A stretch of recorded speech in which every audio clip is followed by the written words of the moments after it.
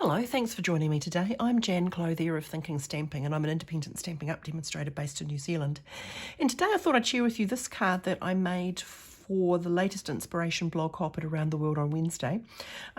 If you haven't encountered us before, we're a group of demonstrators from around the world, and every second Wednesday we put together a blog hop around a theme or an idea, and we will share our ideas to hopefully inspire you into making something new or different that you might not have thought of doing before. And so I made this card. The sketch, this month the challenge is based around a sketch, which you'll find on my blog if you haven't already seen it. So you might be able to try and work out what the sketch is based on what I've made. That would be an interesting exercise. So anyway, despite this being a stamping challenge, I suppose, there's actually not a lot of stamping in this card. Really, the only stamping is the sentiment. Instead, it uses a lot of stenciling. So if you've not done much stenciling before, hop along for the ride.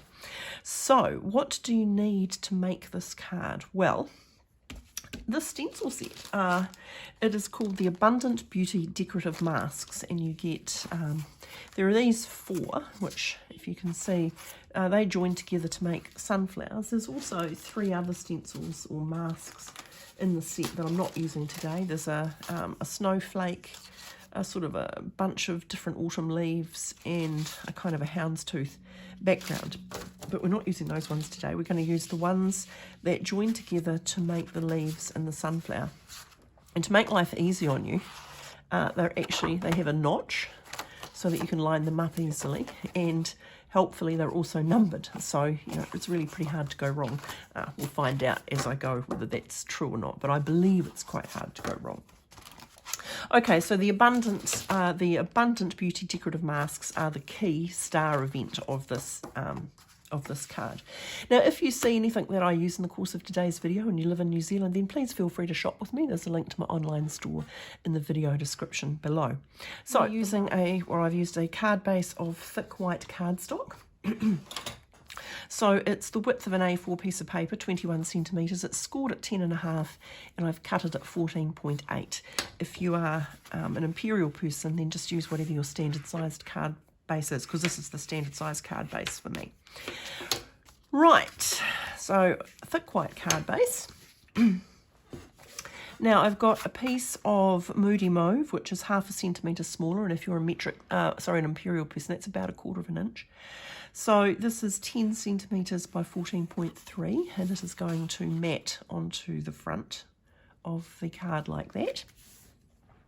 I've got a piece of basic white which fits inside of that again, so that is 9.5 by 13.8.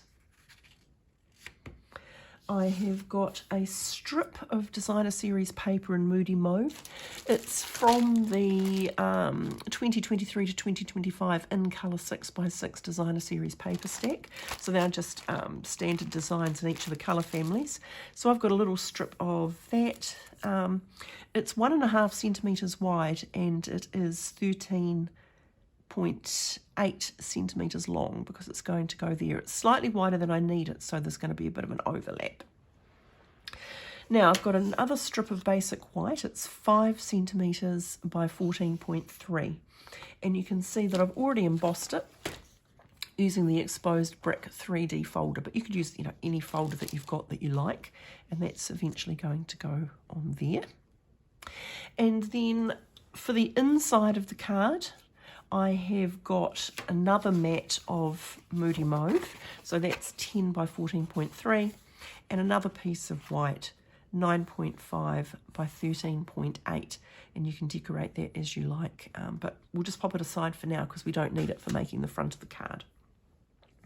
Now, in addition, the sentiment, because obviously stencils or masks don't come with sentiments, I have used my old friend Something Fancy and my favourite little happy birthday paired up with my favourite little parallelogram die from the Something Fancy set. And I've stamped it in Moody Mauve and die cut it out, so there's going to be a happy birthday. I toyed with making it congratulations, but I decided I just liked it as a happy birthday.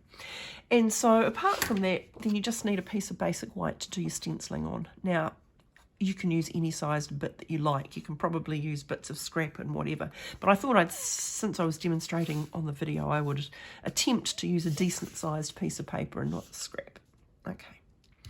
Okay, what colours did I use? Well, for the flowers, I used Bubble Bath and Moody Mauve. For the leaves, I used Soft Sea Foam and Lost Lagoon. And for the flower centres, Lemon Lolly and a touch of Pebbled Path. So we'll see how those pan out. And we'll start off with doing a little bit of the masking. So what I did was I started off with just putting my mask down, and I just gave myself a little pencil mark so that I could see where else I was going to attach.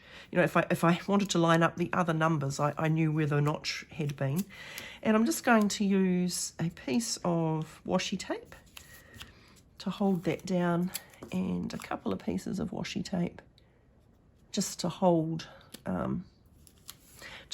the mask in place while I'm working. And I'm going to start off with some Bubble Bath, and just need to find the correct.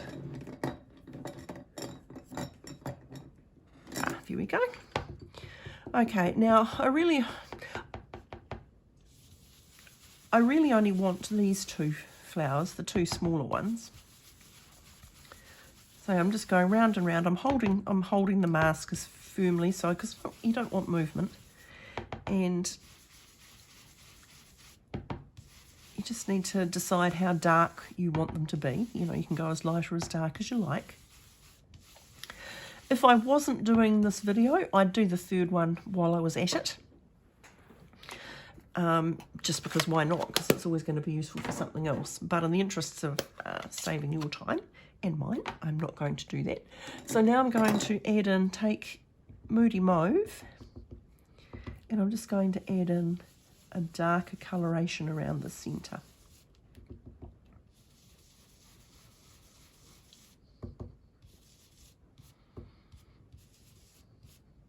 Okay, and I can give the mask a little wipe over, and then I can just peel that away,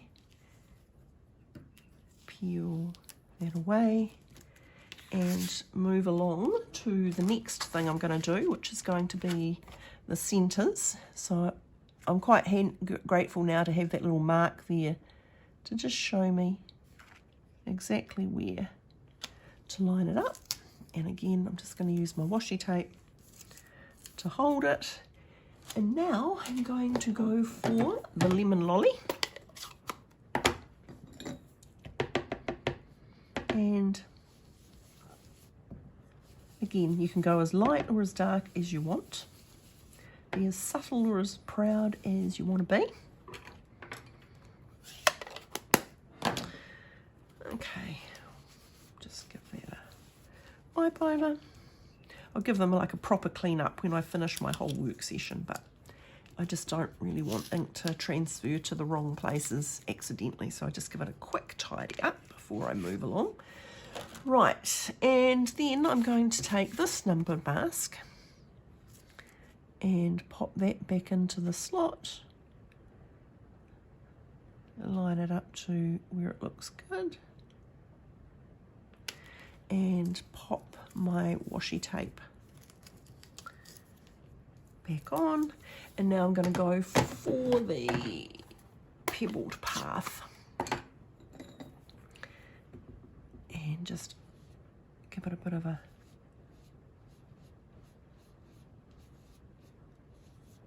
light over. Whoops.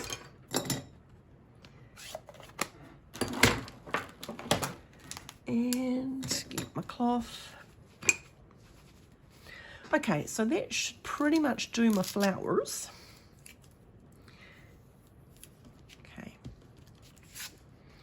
And now it's leaves. Now the leaves do, you know, you can line up the leaves on the notch if you were making an overall pattern, But you see, I'm not really making an overall pattern. I want 2 of those and 1 of those. So I'm just going to go over here. Yeah, I'm just going to pop over there because I'm not leaving them all on one plate. I'm going to cut them out, so it doesn't really matter where on the page I do them. If I was making an overall pattern and not going to be moving them on, then yes, obviously I would notch up. I'd notch this up like I notched up those. So anyway, so I'm just going to start with some soft seafoam.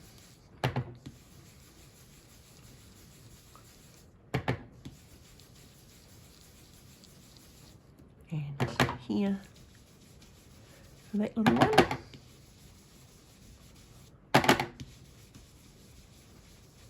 And then I'm going to get my Lost Lagoon,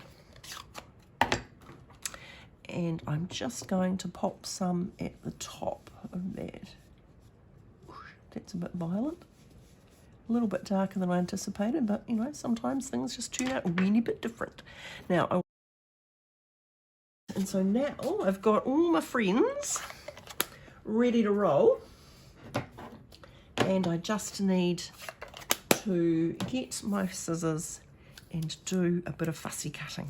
Okay, so when you've fussy cut all your bits and bobs, you're pretty much ready to go. So all I've done here is I've just attached the things as described, the Moody Mauve matte, the piece of 9.5 by 13.8 white, and I've adhered that strip of DSP down that side, down that left hand side. Now what I'm going to do next, oops, get rid of that, is I'm going to attach that, and it is deliberately cut slightly wider, so it's the length of the mat. It's longer, it's 14.3, so it's going to go the length of the mat and not just the length of that inner white bit. So I'm just going to attach that with some glue, but then I'm a glue girl. If you're a tape person, then tape is what you should use. Okay, now I've put a bit more glue on there than I normally would, because I think when you're dealing with a textured surface, that's always a good idea. Textured things just take a little bit more effort to stick. Okay, so when you're sure it's straight, you know, because the glue does give you that wiggle room, just give it a firm press so that the glue's going to start to adhere. That textured surface is going to start to adhere to the flat surface.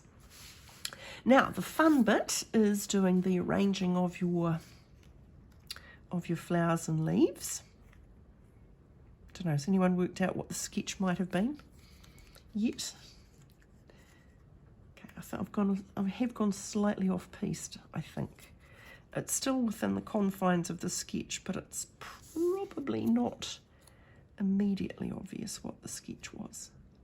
Okay, so when you're kind of happy with where things are going to go, right, I'm going to attempt to move the flowers without moving the leaves, so that I can come in here and just put a little pencil mark at where I'd lined things up. Now I am going to adhere the leaves flat, because you know I want a bit of height variation going on in this. I don't want everything to look like it's all on one plane. So that one I'm going to give him a little bit of lift with some dimensionals. Going to put a couple of little mini mows on there, and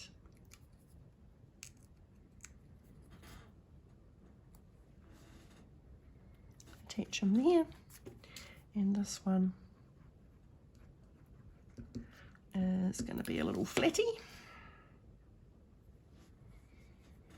Okay, and I can see from my pencil marks where I intended to put it. Okay, now if I'm going to put that one there, it's already dimensional there, so I don't need dimensionals in that bit, but I do need dimensionals around the other bits. So 1, 2, I'm trying to be more restrained in my use of dimensionals, but oh, I do like things attached properly.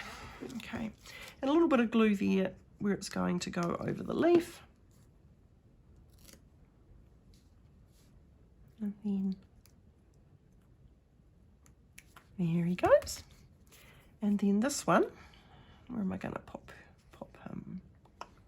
Again, that's dimensionaled over there, so I only need dimensionals around on that bottom piece.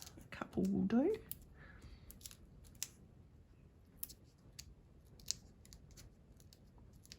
Oops. Yep. And a little bit of glue just to adhere to the other flower. And where should we go? Yeah, that's good. And then finally, well, almost finally, where are we going to put our happy birthday? Now that happy birthday, it's pretty much all over dimensional stuff, except right at the very end. So I'm going to just pop a little dimensional at that end. Some glue to adhere to the flowers. Now, let's see, maximising our chances of straightness. Let's line it up on the grid paper. And pop it in there. I'm just going to hold that. Now, I'm going to have a look at it and see if it's straight, because, you know, you've still got the wiggle room of the glue. Whoops. Okay. And I just hold that so the glue attaches. Okie doke. And the very last thing is some embellishments. Now you could get out there a decent rhinestones. That would work quite nicely, I think. Or even just plain rhinestones would look lovely. But I'm going to go for these 2023, 2025 in colour dots, because I just like them, and I really like that moody mauve colour. It's really growing on me. So where am I going to put it? Well, I want one there to sort of accentuate the sentiment, perhaps one over there, and the baby of the family can maybe go up there. Right, so there we have our sketch-inspired birthday card, all done and dusted. Don't forget, if you've seen anything that I've used today and you would like to add it to your craft room stash and you live in New Zealand, don't forget you can shop with me, and there's a link to my online store in the video description below. Now, the other thing is what's on the inside. Now, what I did here is, because when I was doing the stenciling, for this card, I did all 3 flowers, and I had one to cut out and add to the inside. So I could do that again, or of course you could just directly stencil onto the inside. That works beautifully as well. Anyway, I hope you've enjoyed watching me make that card, and I hope you'll give it a go yourselves. As always, I'm more than happy to answer questions, and I can be reached through the details in the video description below, or the links which are going to pop up in the end card shortly. If you've enjoyed what you've seen and you haven't subscribed, please do so you don't miss anything new that I do. But above all else, everyone, happy stamping.